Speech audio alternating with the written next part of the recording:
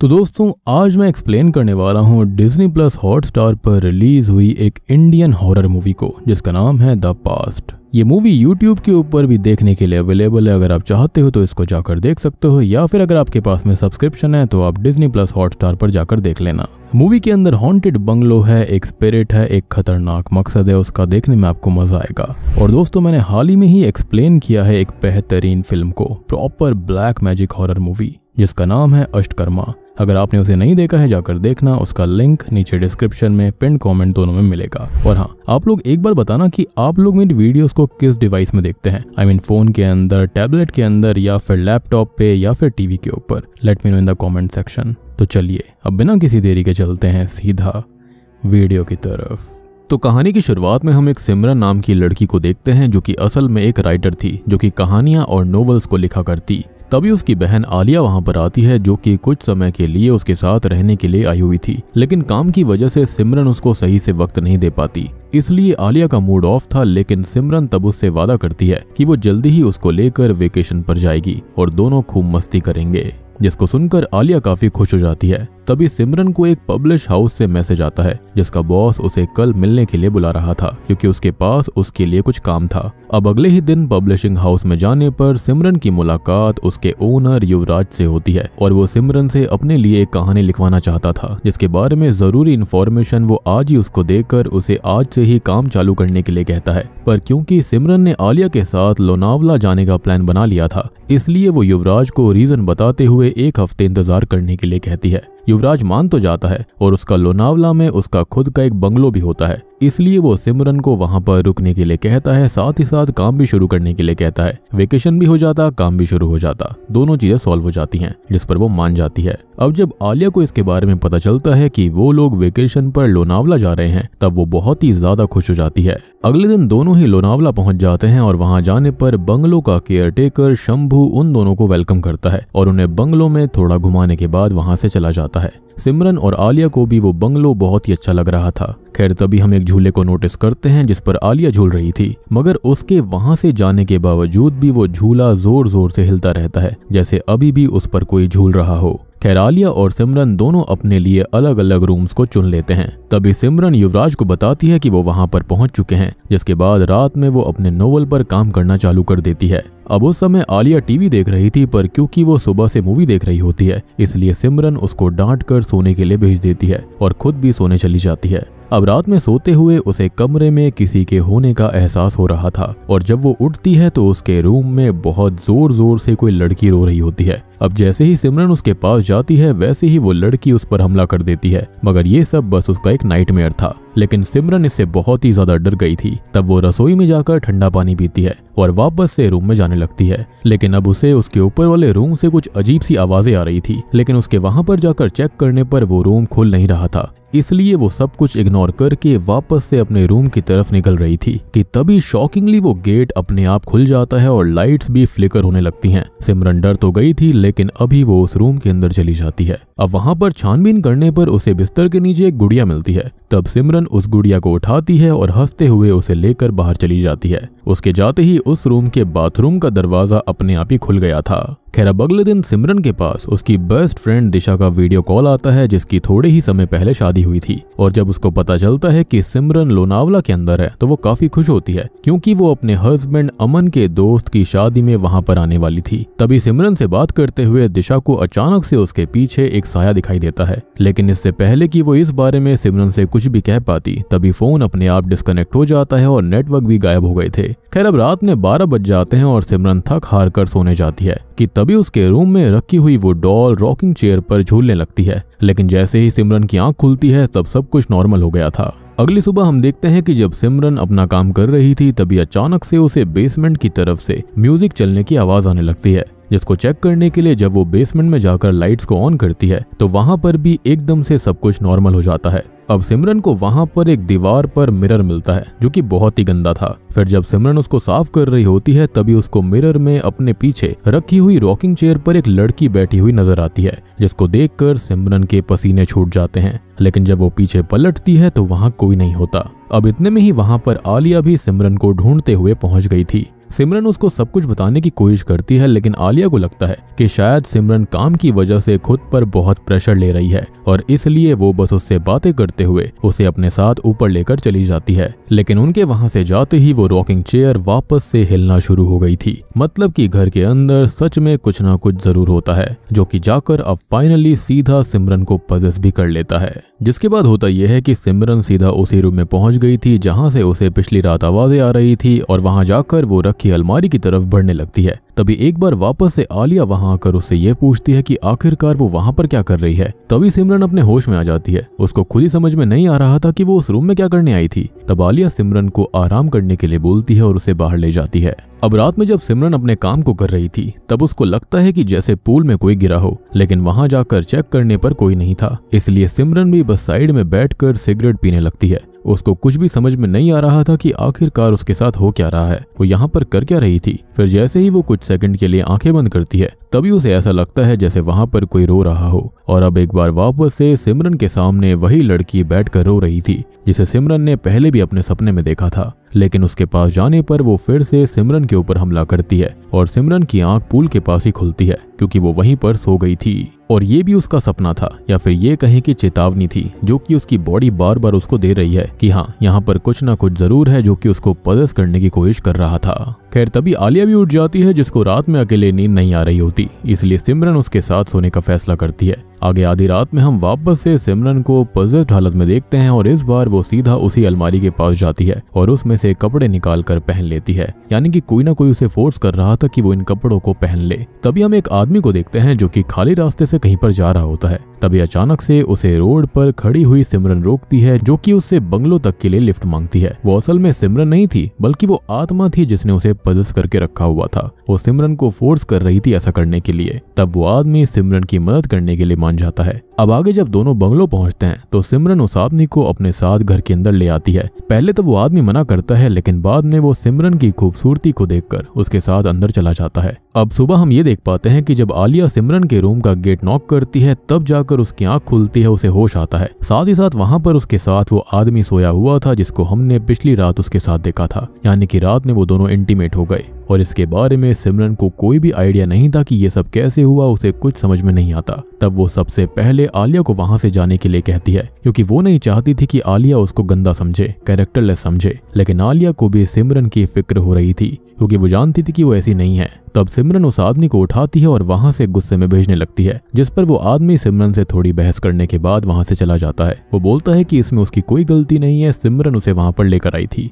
आलिया को ये सब देखकर कुछ भी समझ में नहीं आता। उसे अभी भी सिमरन की फिक्र हो रही थी। लेकिन सिमरन जिसका मूड ऑलरेडी बहुत ही ज्यादा खराब था, उसे पिछली रात के बारे में कुछ भी याद नहीं आता। वो गुस्से में आलिया से सही से बात भी नहीं करती और इसी तरह से कुछ समय और बीतता है। लेकिन आलिया को ये सब अच्छा नहीं लग रहा था, इसलिए वो रात में सिमरन के पास जाती है और उसे हक करते हुए उससे सही से बात करती है और तब सिमरन को भी थोड़ा सा रिलैक्स लगता है। लेकिन उसी रात जब सिमरन और आलिया साथ में सो रहे थे तभी सिमरन अचानक से उठकर फिर से कहीं चली जाती है और थोड़ी देर बाद आलिया को जब इस बात का एहसास होता है तो वो भी उसको ढूंढना चालू करती है। आलिया को लगातार बेसमेंट से गाने बजने की आवाज आ रही थी, इसलिए वो बस जल्दी से नीचे जाती है जहां पर सिमरन को देखकर उसके होश उड़ जाते हैं। सिमरन लगातार उस मिरर में देखते हुए बस हिल रही थी और उसने पूरे मुंह के पास फैलाकर अजीब तरह से लिपस्टिक लगाई हुई थी, जिसको देखकर आलिया जोरों से चिल्लाती है। सिमरन भी अब इस वजह से होश में आ जाती है और अब उसे वापस से कुछ भी याद नहीं था कि वो यहाँ पर कैसे आई। सिमरन की हालत अब धीरे धीरे और बिगड़ने लगती है। वो बस अपने रूम में बैठकर मिरर को देखते हुए हिलती रहती।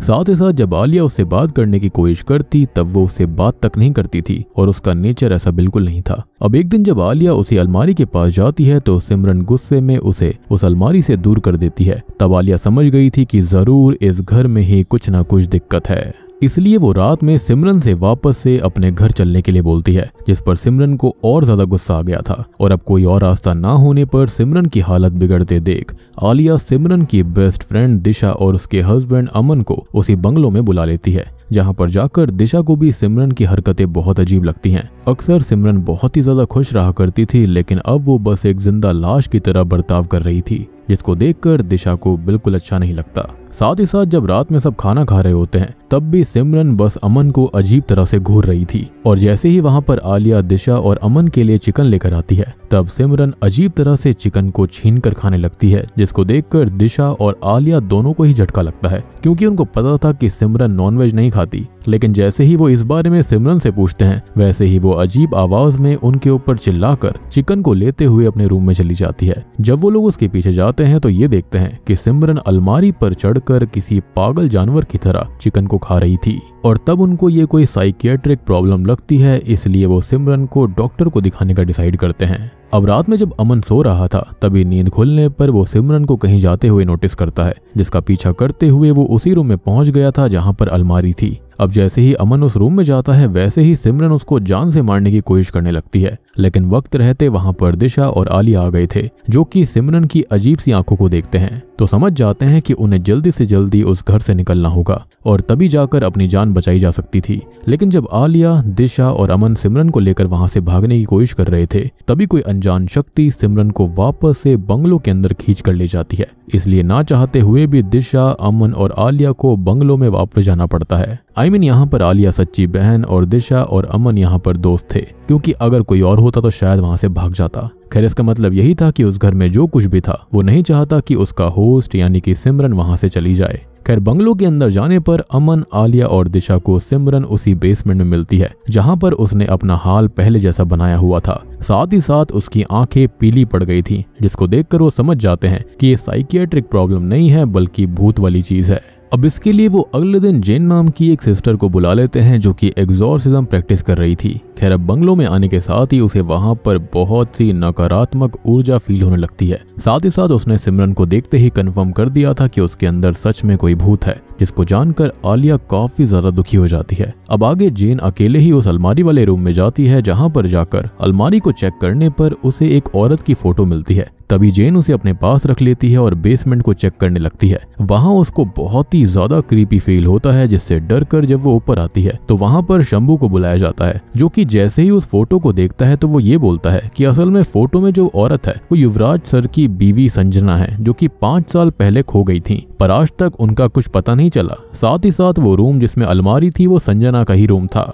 अब ये बात जानकर सभी को बहुत बड़ा झटका लगता है और उन्हें समझ में आ गया था कि सिमरन को संजना ने ही पजेस करा हुआ है, यानी कि उसकी स्पिरिट को। और ये बात भी कंफर्म हो जाती है कि संजना खोई नहीं है बल्कि वो मर चुकी है, अदरवाइज उसकी स्पिरिट कैसे सिमरन को पजेस करती। लेकिन ये सब बातें किसी को समझ में नहीं आती कि वो ये सब कर क्यों रही है। खैर, तभी जेन वहां पर होली वाटर को छिड़कते हुए कुछ पढ़ती है और संजना की आत्मा को वहां पर आने के लिए विवश करती है। पहले तो संजना उन्हें कुछ भी बताने के लिए तैयार नहीं होती, लेकिन बाद में वो ये बताती है कि वो बस सिमरन की बॉडी में रहकर प्यार पाना चाहती है, वो प्यार जो कि उसको कभी भी युवराज से नहीं मिला। जिसके साथ ही ये सीन पास्ट में चला जाता है, जहां पर हम ये देखते हैं कि युवराज की शादी संजना से हुई थी, लेकिन शादी होने के बाद भी युवराज संजना से सीधे मुंह बात तक नहीं करता। संजना बहुत बार उसके करीब जाने की कोशिश कर रही थी, लेकिन हर बार युवराज उस पर गुस्सा करके वहां से उसे भगा दिया करता। साथ ही साथ युवराज कभी उसके साथ एक रूम में नहीं सोया करता था, जिससे कि संजना को बिल्कुल भी अच्छा नहीं लगता। उसके सारे दिन रोते हुए गुजर रहे थे कि तभी एक दिन युवराज अपने बॉयफ्रेंड को लेकर अपने घर आता है। जी हाँ, तब जाकर संजना और हमको पता चलता है कि युवराज असल में एक गे होता है। लेकिन फिर भी संजना उसको समझाने की बार बार कोशिश करती रहती है कि वो जो भी कर रहा है वो गलत है, मगर तब भी युवराज उसकी बात नहीं सुनता। और उनकी बातों से हम ये जान पाते हैं कि युवराज ने संजना से शादी करी ही इसलिए थी क्योंकि उसके बारे में बाहर गे होने की बातें फैल रही थी।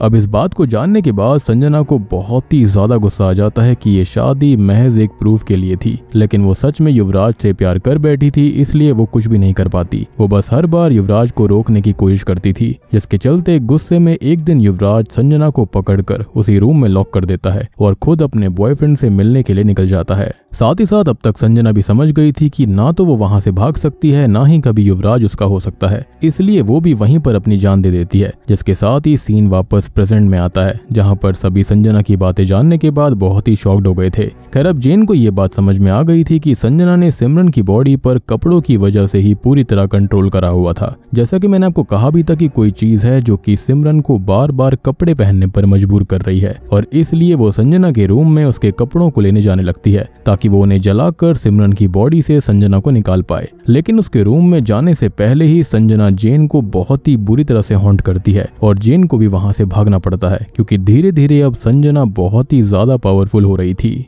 अब आगे जेन वहां पर युवराज को बुलाती है, लेकिन जब वो युवराज को सब कुछ बताते हैं तो युवराज को उनकी बातों पर भरोसा नहीं होता। साथ ही साथ जब वो सिमरन से जाकर मिलता है तो पहले तो सिमरन नॉर्मल बिहेव करती है, लेकिन बाद में अचानक से ही वो बेसमेंट में जाकर अजीब तरह से बातें करना चालू कर देती है, जिसको देखकर युवराज बहुत ही घबरा गया था। पर तब भी उसे ये सब नाटक लग रहा होता है। उसे लग रहा था कि शायद कोई उसको फंसाना चाहता है। अब ये बात सुनने के बाद संजना की स्पिरिट गुस्से में आकर एक रॉड उठाती है और उसे मिरर पर मार देती है, जिसको देखकर वो अक्सर हिलती रहती थी। असल में वहां पर एक सीक्रेट रूम था जिसको मिरर के पीछे छुपाया गया था, जिसको देखकर युवराज के होश उड़ जाते हैं। लेकिन अभी वो जैसे तैसे उस रूम के अंदर जाता है जहाँ पर उसे संजना रोते हुए दिखाई देती है, जिसको देखकर युवराज घबरा गया था। तब जेन उससे सारी सच्चाई पूछती है और दोस्तों अब यहाँ पर खुलते हैं इस मूवी के असली पत्ते। असल में वहां से सीन पास्ट में जाता है जहां पर युवराज जब घर पहुंचा तब तक संजना ने खुद को खत्म कर लिया था। साथ ही साथ उसने अपने खुदकुशी वाले लेटर में अपनी मौत का जिम्मेदार युवराज को ही बताया। और क्योंकि अगर पुलिस को संजना की लाश और वो लेटर मिल जाता तो युवराज की पूरी जिंदगी खराब हो सकती थी,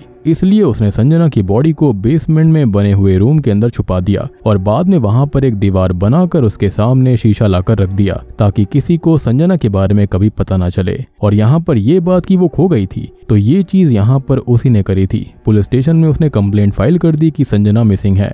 अब सब कुछ जानने के बाद में जेन को काफी बुरा लगता है, लेकिन अभी युवराज वापस से संजना के पास जाता है और उससे माफी मांगते हुए सिमरन के शरीर से निकलने के लिए कहता है। अब संजना भी चुपचाप सिमरन का शरीर छोड़ देती है, लेकिन अब उसने आलिया को कब्जे में कर लिया था, जिसको देखकर सब समझ जाते हैं कि संजना इतनी आसानी से नहीं जाने वाली। तब जेन वापस से कुछ चैंटिंग पढ़ती है जिससे कि आलिया अभी सही हो जाती है, पर संजना वापस से सिमरन के शरीर में जाकर खुद को अपने रूम के अंदर ही लॉक कर लेती है। अब जेन समझ गई थी कि वो अकेले कुछ नहीं कर सकती और इसलिए वो अगले दिन वहां पर एक गुरुजी को लेकर आती है जो कि बहुत ही बड़े पंडित थे। अब गुरुजी वहां पर आते ही सबसे पहले दिशा और आलिया को मंत्र पढ़कर एक कॉइन देते हैं जो कि संजना की आत्मा से उनकी रक्षा करने वाला था, यानी कि फिर वो उनके शरीर में प्रवेश नहीं कर सकती थी। अब दिशा उस कॉइन को बहुत आराम से ले लेती है, लेकिन आलिया उसको लेने में थोड़ा सा अजीब बर्ताव कर रही थी। साथ ही साथ गुरुजी के संजना के रूम में जाते ही आलिया उस कॉइन को फेंक देती है, यानी कि कहीं ना कहीं उसके अंदर थोड़ा बहुत पोजेशन अभी भी था। अब गुरुजी जब संजना के रूम में जाकर उससे बातें करते हैं तो संजना उन्हें वहां से जाने के लिए कहती है,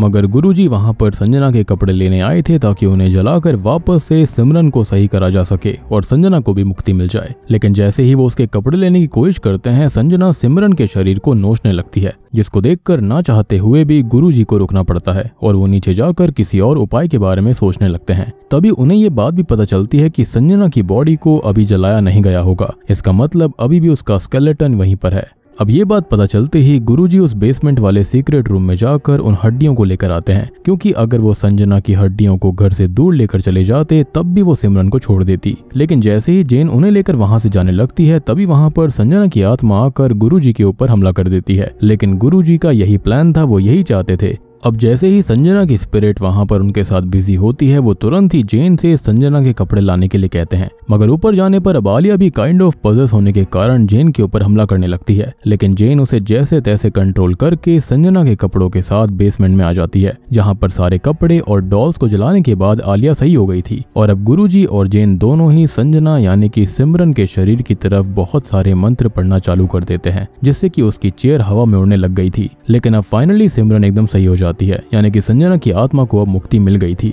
जिसके बाद हम अगले दिन का सीन देख पाते हैं जहां पर अब सब कुछ नॉर्मल हो गया था। तब गुरुजी भी सबसे अलविदा लेकर वहां से निकल गए थे और अब दिशा और अमन भी निकल जाते हैं। तब सिमरन ये चाहती थी कि युवराज भी उनके साथ वापस चले, लेकिन युवराज अभी कुछ समय वहां पर उसी बंगलो में रहना चाहता था। वो समझ गया था कि संजना के साथ उसने जो कुछ भी किया वो बहुत गलत था। साथ ही साथ उसे अब संजना की बहुत याद आ रही थी, इसलिए वो सिमरन और आलिया को वहां से भेज देता है और मुझे लगता है अब यहाँ पर शायद वो खुद को भी खत्म कर लेगा। और बूम, इसी के साथ में पास्ट मूवी यहीं पर खत्म हो जाती है।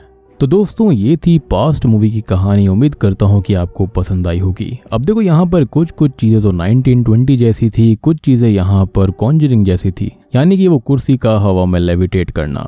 बात रही यहाँ पर जो स्पिरिट का डिजाइन है वो बिल्कुल 1920 जैसा मिलता है। तो काफी स्ट्रेट फॉरवर्ड मूवी है, प्रॉपर हॉरर फिल्म है, पोजेशन है, एग्जॉर्सिज्म है। उम्मीद करता हूँ कि आपको पसंद आई होगी। यहाँ पर कोई डाउट वगैरह आपको नहीं होना चाहिए। अगर फिर भी आपका कोई डाउट है तो आप कमेंट सेक्शन के अंदर पूछ सकते हैं। और अगर आपने अभी तक अष्टकर्मा फिल्म को जाकर नहीं देखा है, जाकर देख लेना। उसका लिंक आपको नीचे डिस्क्रिप्शन में पिन कॉमेंट में मिल जाएगा। तो मैं आप सबको मिलता हूँ अगली वीडियो के साथ में, तब तक के लिए